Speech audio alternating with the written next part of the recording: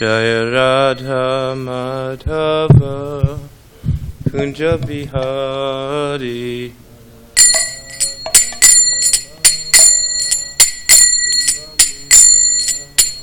Jaya Radha Madhava Kunja Bihari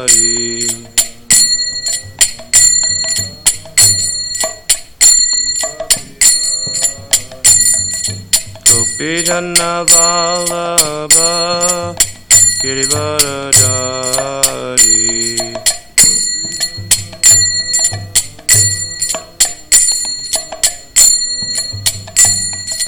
Gopi Janna Vallabha Girivaradari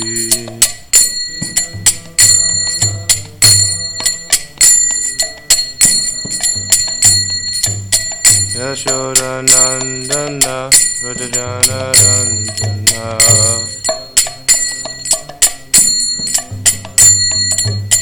Yashoda Nandana Vrajajana Ranjana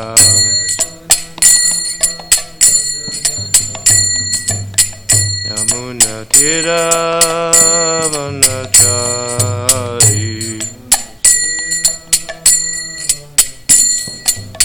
Yamuna Tira Vanachari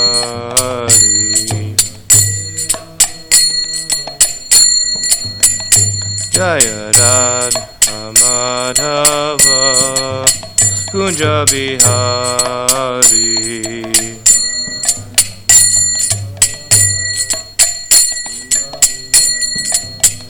Jaya Radha Madhava Kunja Bihari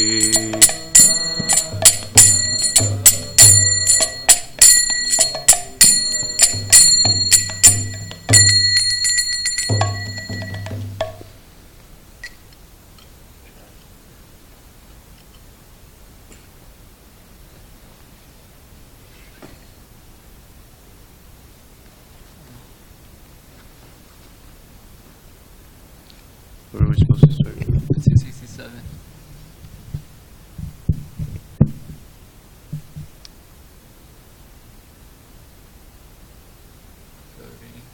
I guess we're reading from the Ramayana today. Or Ramayana.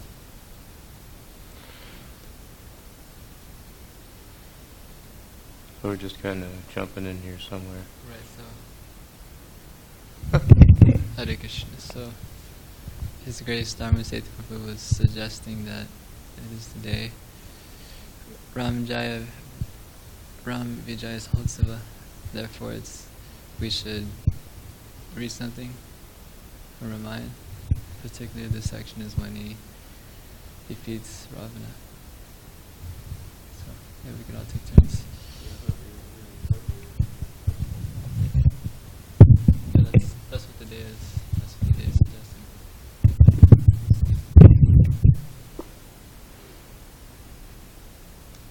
That's what today's celebration is. I think perhaps both of those in this timeline referring to where his Maka was, and his Sita was. And they had a festival before they went to Maka. So you go probably the same day, right? Ram defeated. That's what I read just a moment ago. So he had a festival before he Yeah. went to Ram? Exactly. He was 267.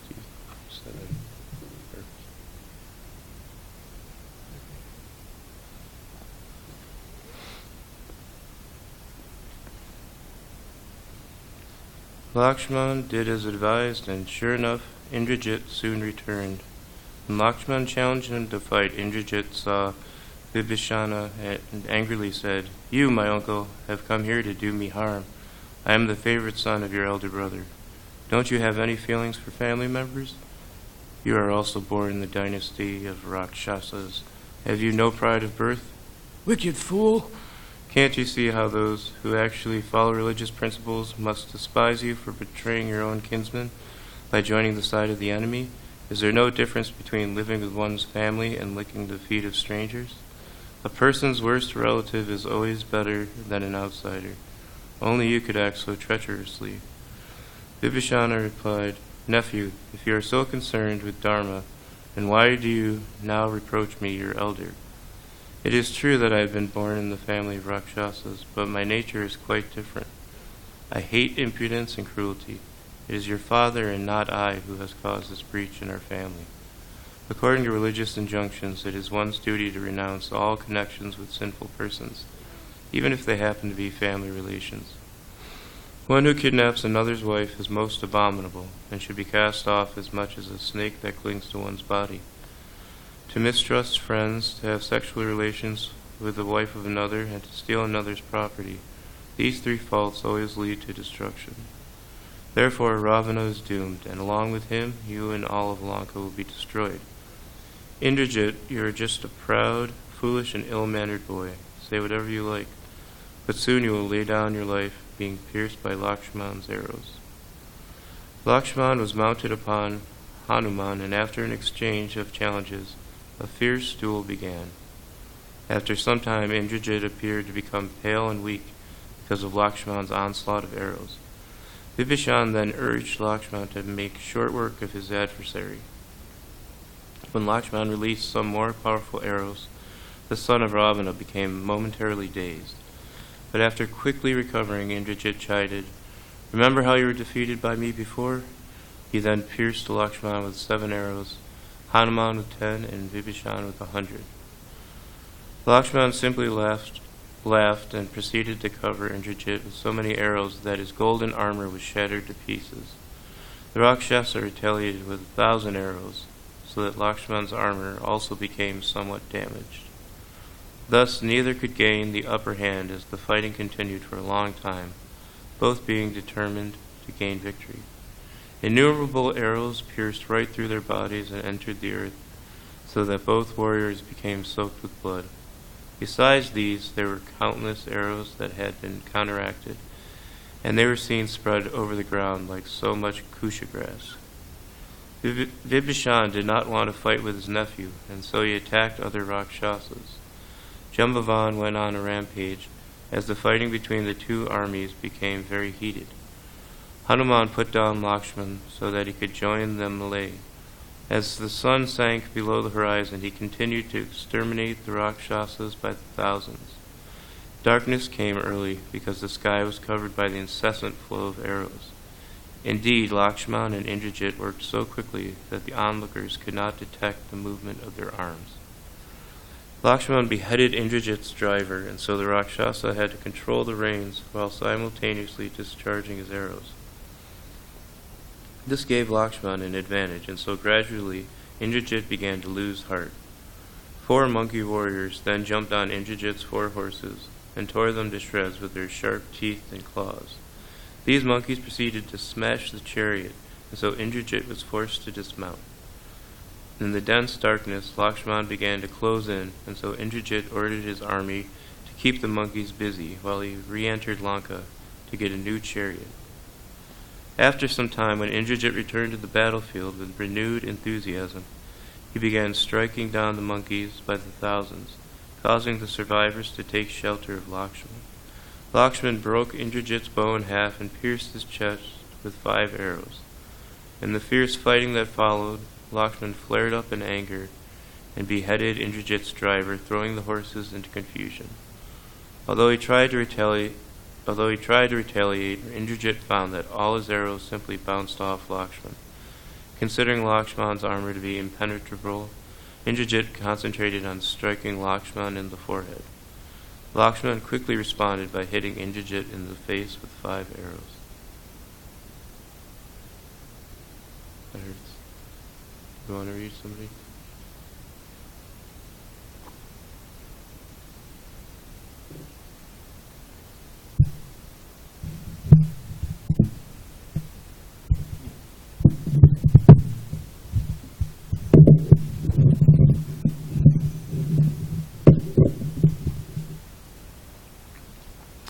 Indrajit pierced Vibhishan's face with 3 arrows.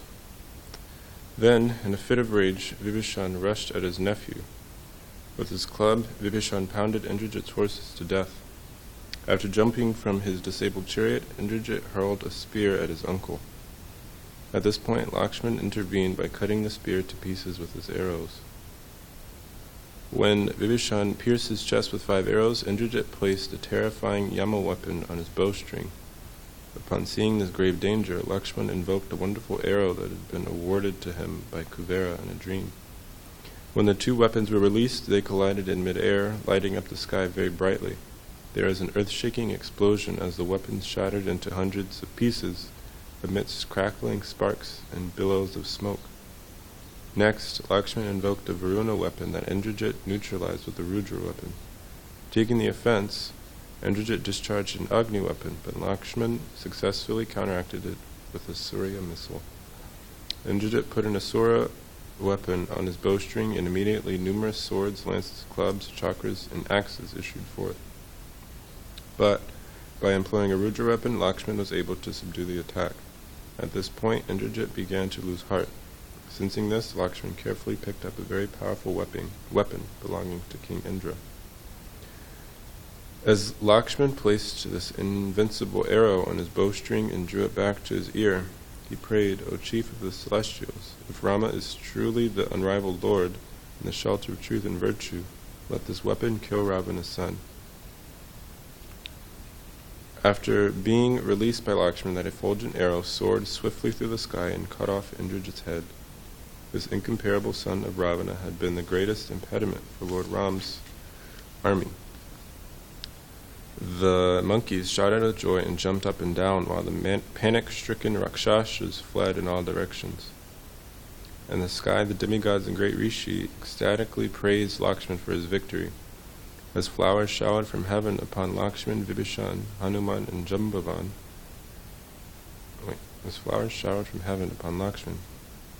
Vibhishan, Hanuman, and Jambavan came to congratulate him. Now, who is Jambavan? Who's Jambavan?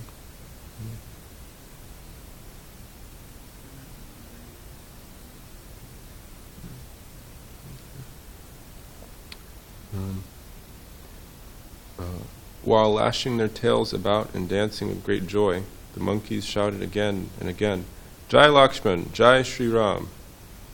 Lakshman was exhausted and wounded, and so he was leaning on Vibhishan and Hanuman when he came before Ram and circumambulated him. Vibhishan narrated the account of Indrajit's death, and while listening to it, Ram experienced great transcendental pleasure.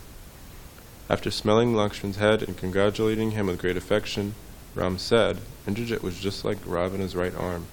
Now that he has been killed, after 3 days and nights of battle, the Rakshasa king will surely come out to fight." Lakshman was tormented with pain due to his numerous wounds, and so Rama ordered Sushena to treat him, along with the multitudes of other monkey soldiers. When Sushena made him inhale the aroma of a certain herb, Lakshman was delighted to find that all his pain vanished and his wounds immediately healed. Meanwhile, Ravana's ministers came and informed him of how Indrajit had been killed by Lakshman with the assistance of Vibhishan. Ravana fainted as soon as he heard the news, and it was only after a long time that he regained consciousness. The king lamented very bitterly over the death of his beloved son, who was to be his successor, and while doing so, he became possessed of a violent anger. In this stage of mad rage, Ravana decided to take revenge by killing Sita. At that time, his appearance was so ferocious that the other Rakshasas hid out of fear. Being eager for battle, Ravana called for his impenetrable armor and the bow and arrows that had been given to him by Lord Brahma at the completion of his severe austerities.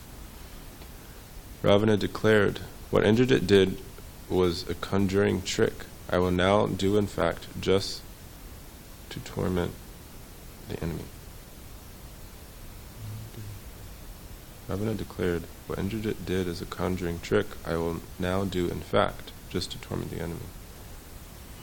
Saying this, Ravana violently unsheathed his sword and rushed toward the Ashoka grove, followed by Mandodari and several ministers. Although these well-wishers in their tried their best to restrain him, Ravana soon came before the terrified Sita while waving his sword about menacingly. Sita could understand that Ravana intended to kill her, and so she wondered, what has happened to make the wicked Rakshasa king come here like this? Before my allotted 12 months has elapsed, has he become too frustrated by my constant refusals, or is he going to kill me out of desperation, being unable to defeat Ram and Lakshman? I should have taken Hanuman's advice and let him carry me back to Ram on his back. Then I never would have been put into this horrible situation. Feeling compassion for the grief-stricken Sita, a pious minister named Shuparshva spoke to Ravana, O Lord, you have studied the Vedas and observed the strictest vows. How can you even think of harming a woman? Let Sita be, and instead vent your terrible wrath upon your real enemy. Today is the 14th day of the dark lunar fortnight. Tomorrow, as the new moon emerges, march against Ram and his monkey hordes to obtain victory. I am sure that after killing Ram, you will be able to enjoy Sita to your heart's content. Why should you prematurely frustrate your ardent desire in this way? Ravana accepted this flattering advice. After giving up the idea of killing Sita, he returned to his palace. Later on, as he sat morosely upon his throne, being still highly aggrieved because of the loss of his dear son, Ravana gave the following order. I want all the remaining Rakshasas to go at once and attack Ram. If they are unable to kill him, tomorrow I will personally go and fight.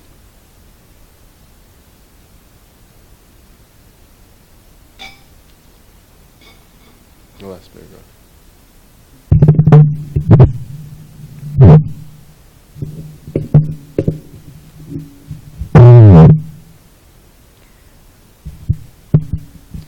It was just before dawn when all the Rakshasas rushed out of the city to fight with the monkeys. By sunrise, a furious battle raged on all sides. When the Rakshasas succeeded in striking down multitudes of enemy soldiers, the surviving monkeys ran to the shelter of Lord Rama's lotus feet. Rama then employed a spectacular Gandharva weapon that issued forth streams of arrows. The showers of arrows became so dense that the Rakshasas could no longer see Rama. They could only see the results of his onslaught, the destruction of innumerable Rakshasa soldiers. By the influence of the Gandharva weapon, Rama sometimes became invisible. At some times, the Rakshasas saw 1,000 Ramas standing before them in all directions. Within the span of just over an hour, 200,000 foot soldiers, 18,000 elephant warriors, 14,000 cavalry, and numerous chariot fighters in the Rakshasa army were slain. At last, the survivors fled to Lanka, while the demigods in the sky ecstatically praised Rama for his victory.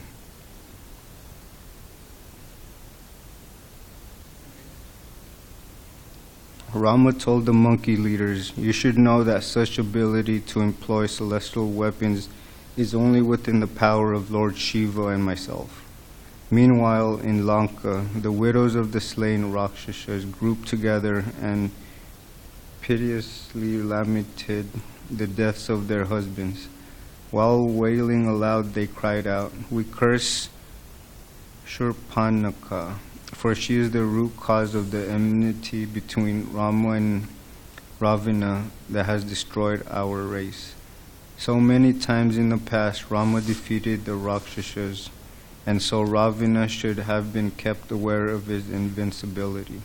Why did not our foolish king accept Vibhishan's good advice and thus avoid this wholesale destruction? As he listened to the lamentations of the Rakshasa women, Ravana became mad with anger. While hissing like a trampled serpent, he ordered his ministers, "Prepare my army for battle at once. Today I will kill Rama, Lakshman, and all the monkeys with my torrents of arrows. Bring my chariot and make sure that every surviving able-bodied Rakshasa soldier follows me." At Ravana's command, 100,000 chariot warriors, 300,000 elephant warriors, 60 million horse soldiers, and uncountable foot soldiers assembled. Ravana mounted his celestial chariot, which was drawn by 8 horses, and was equipped with numerous weapons belonging to the principal demigods. He was heralded by a tumultuous fanfare of blowing conch shells and trumpets, as well as shouts of encouragements from the citizens. When the monkeys heard the uproar, a great fear entered their hearts. As Ravana left Lanka through the northern gate, a gloomy atmosphere prevailed, for the sun did not shine brightly. Dark clouds appeared overhead, raining blood. Suddenly, Ravana's horses stumbled. The king's left eye twitched, his left arm throbbed, his face grew pale, and his voice became hoarse. Meteors streaked across the sky, and a vulture came and perched upon Ravana's flagpole. And yet, without minding these evil omens in the least, the king of the Rakshasas continued to advance toward his doom.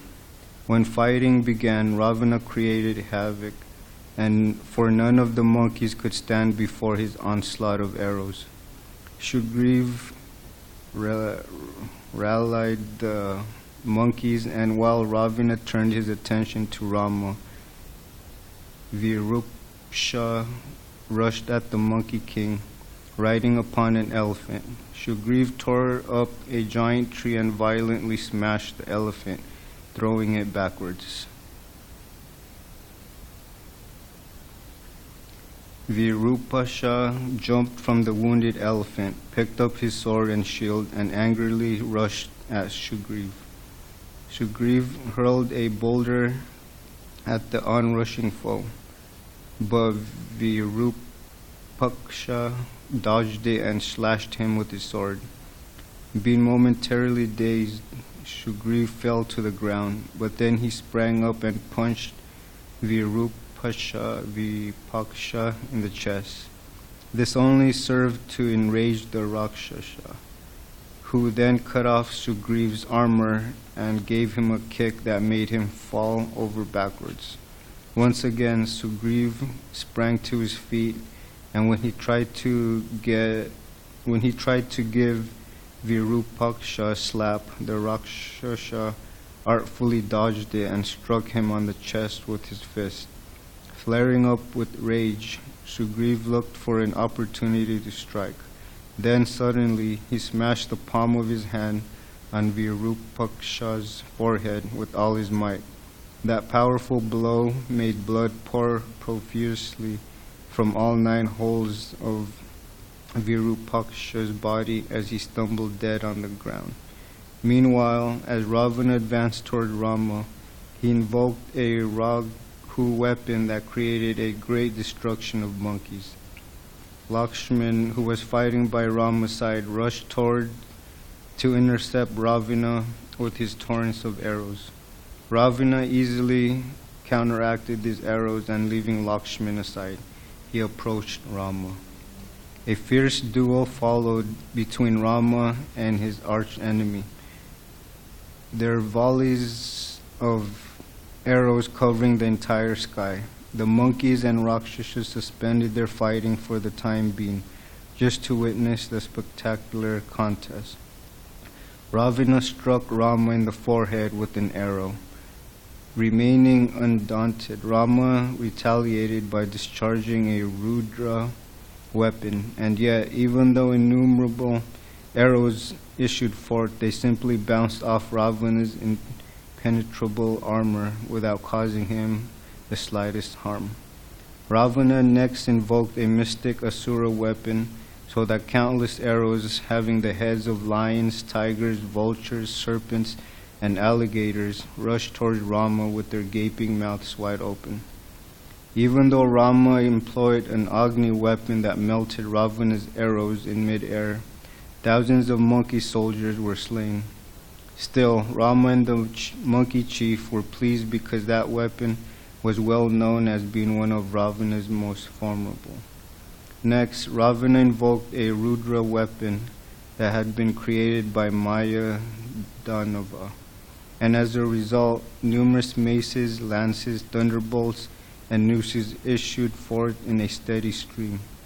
Rama quickly foiled the Rudra weapon with his Gandharva weapon, but Ravana discharged a brilliant Surya weapon. As a result, numerous effulgent chakras shot forth in all directions. With a display of inconceivable skill, Rama shattered all these chakras with his arrows, but as he did so, Ravana pierced him in the chest with 10,000 arrows. Rama did not flinch, however, and he retaliated by piercing Ravana with numerous arrows. Desiring to enter the fray, Lakshman shot 7 arrows that cut down Ravana's flag. With another arrow, Lakshman severed the head of Ravana's driver, and with 5 more he shattered his bow. At this time, Vibhishan rushed toward and killed Ravana's horses with his mace, thus forcing his enraged brother to jump from his chariot.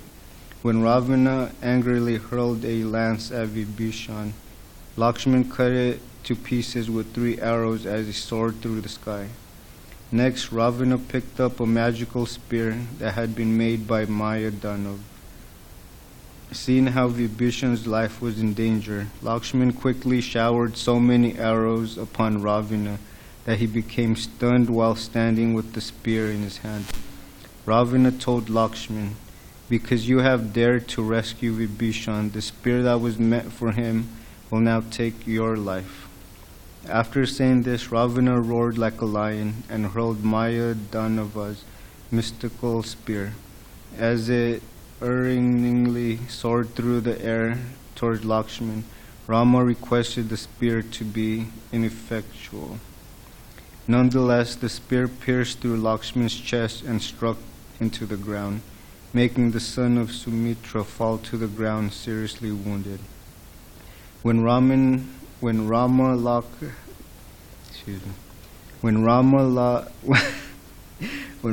saw Lakshman's piteous condition, he became exceedingly despondent, and his eyes filled with tears. While suppressing his intense grief, Rama went and extracted the spear from Lakshman's body. Even as Ravana showered arrows upon him, after breaking the spear in half, Rama picked up Lakshman and tearfully embraced him. Having ordered Hanuman and Sugriv to guard Lakshman, Rama angrily declared, "I will now exhibit my full prowess against the wicked Ravana, so that he will soon lay down dead upon the battlefield. All the monkeys can go and sit at their ease upon the mountain tops. Let them become spectators, along with the demigods, as I perform a wonderful feat that will be glorified until the dissolution of the material world."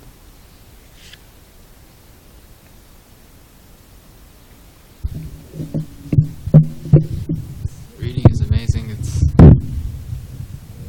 allowing me to paint within my own mind, using my imagination all of what is happening. It's amazing.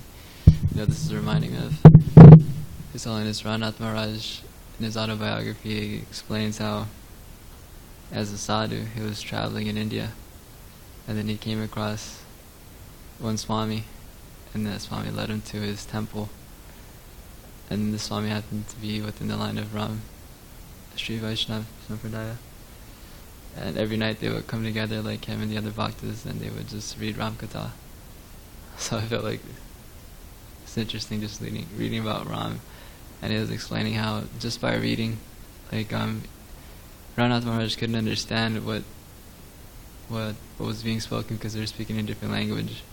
But they were just reading from Ramayana, and they were just experiencing all these different kinds of emotions.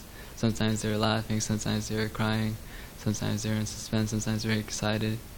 But that was like their very livelihood, just being in the Sangam of devotees and hearing Ram Katha, because they're so dedicated to Ram. So I don't know, this is just interesting. Devotees discussing.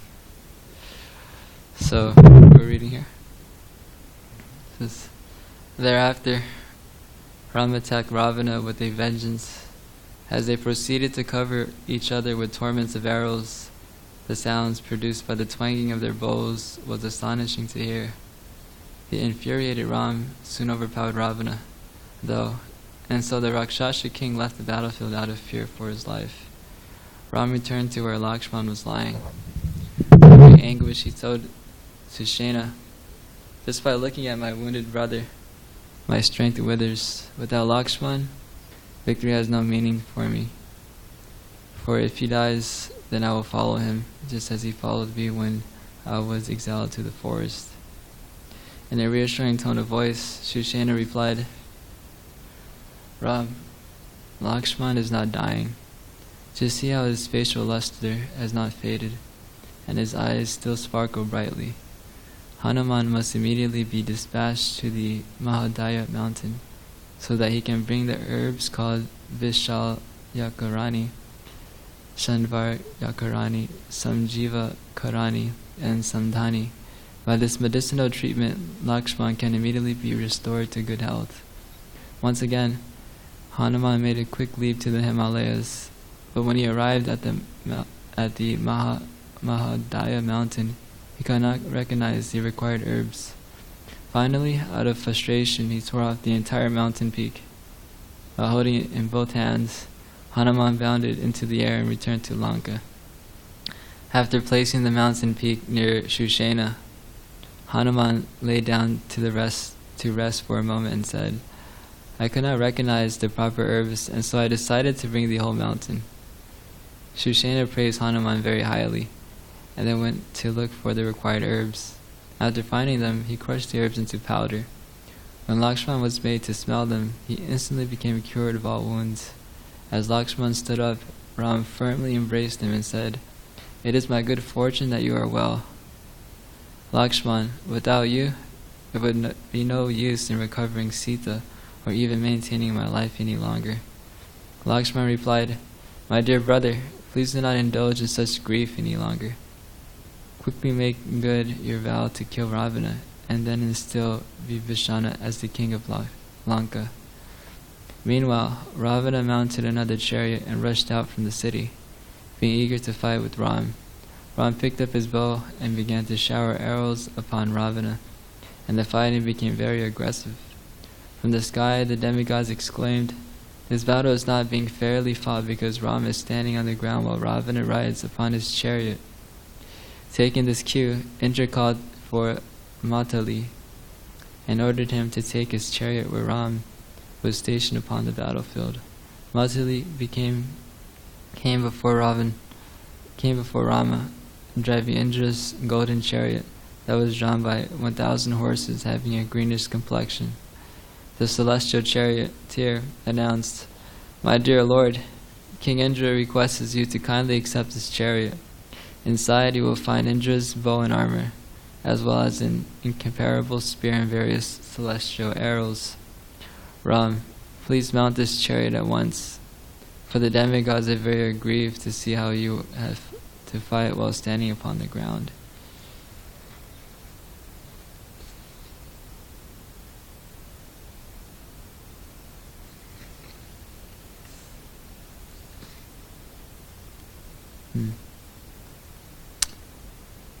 A second.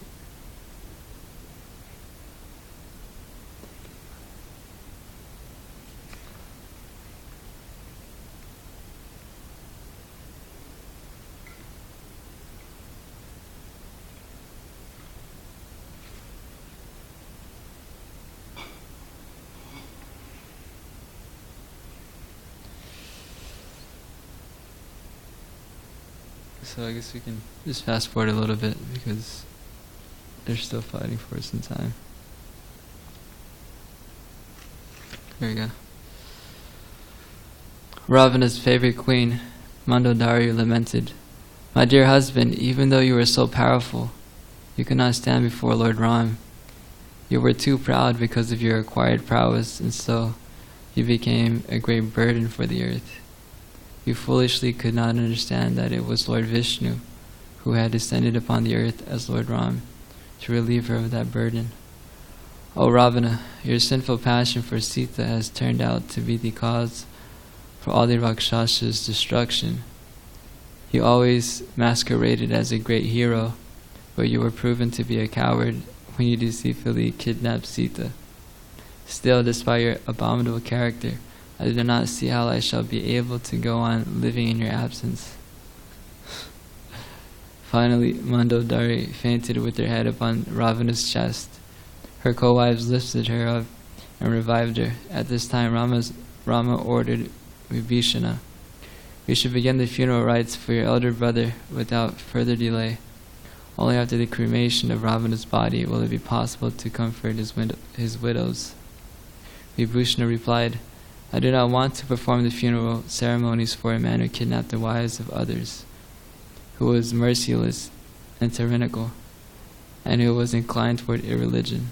Of course, Ravana was my elder brother, and so it was my duty to respect him. But on the other hand, because his actions were like those of an enemy, I feel that he does not deserve my worship."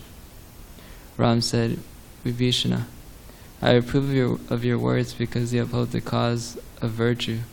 Still, I would like you to cremate your brother's body. After all, despite his faults, Ravana was a great hero, and it is a fact that with the death of his body, all hostilities have ended." Vibhishana went inside the city to make arrangements for Ravana's funeral. After bringing his maternal grandfather, Malyavan, Vibhishana placed Ravana's body on the funeral carrier and then departed, along with other Rakshasas who carried the firewood. Going towards the south, the party arrived at a consecrated place where they cremated Ravana's body according to the Vedic injunctions. Thereafter, Ravana's wives were consoled, and then everyone returned to Lanka. Having given up his transcendental anger, Ram now assumed a gentle appearance and laid aside his bow, arrows, and armor. The demigods departed from their positions in the sky and returned to their abodes, and while going, they chanted the glories of Lord Ram with great satisfaction.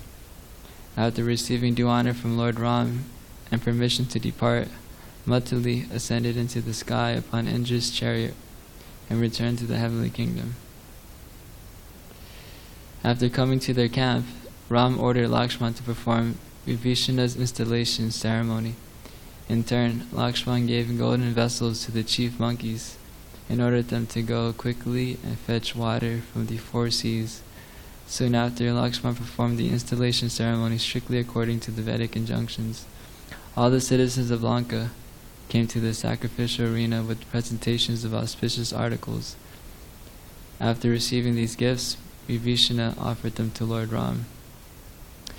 Ram told Hanuman, who was standing nearby with folded hands, "Please go and find out how Sita is, and inform her that I have killed Ravana. After doing so, return here with any message that she may give you."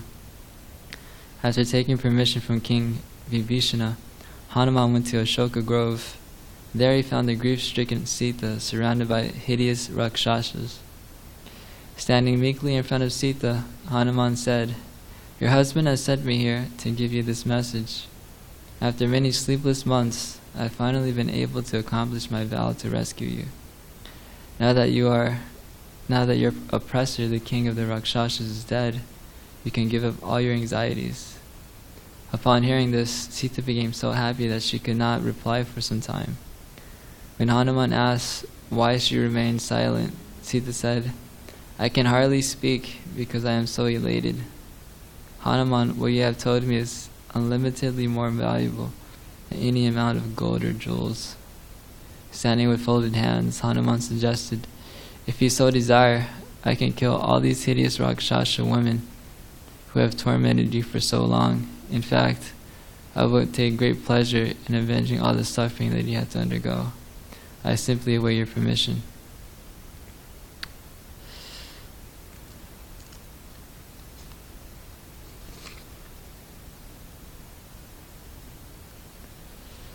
So yeah, we can stop there.